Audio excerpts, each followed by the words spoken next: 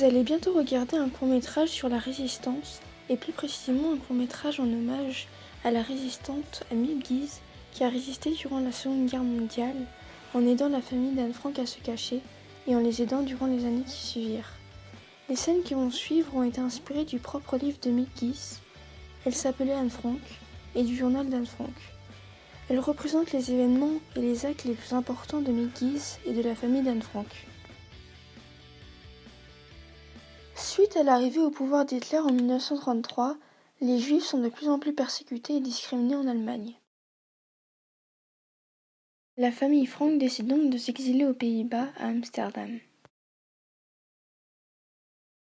À Amsterdam, la famille vit paisiblement pendant plusieurs années. En 1933, Otto Frank engagea Miep Guise dans sa nouvelle entreprise et ce fut le début d'une bonne amitié. En mai 1940, les Allemands envahissent les Pays-Bas. Suite à l'arrivée des nazis en 1940, les Juifs commencent à être traités de la même façon aux Pays-Bas qu'en Allemagne. Les Juifs sont ainsi exclus, discriminés et persécutés. Par exemple, les Juifs n'ont plus le droit de prendre le tramway, et les Allemands réquisitionnent leurs vélos.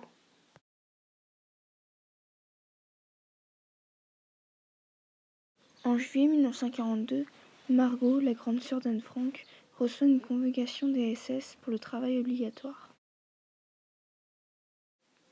Suite à cette lettre, les Frank ont décidé de rentrer dans la clandestinité en allant se cacher dans l'annexe qui se situait au-dessus des bureaux de l'entreprise. En 1941, Miep Guise se marie avec Jeanne, qu'elle a rencontrée durant son premier travail. Suite à ce mariage, Miep Guise obtient la nationalité hollandaise.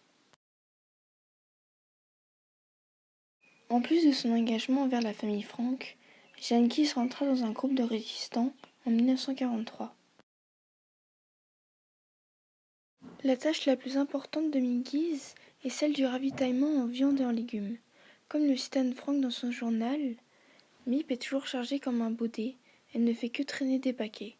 Presque tous les jours, elle réussit à dénicher quelque part des légumes. Mais il est de plus en plus difficile pour Miep de se ravitailler en légumes au fil des mois. Effectivement, il faut faire la queue pendant plusieurs heures sans être sûr d'obtenir quelque chose à la fin. Et les marchands n'ont plus rien à vendre.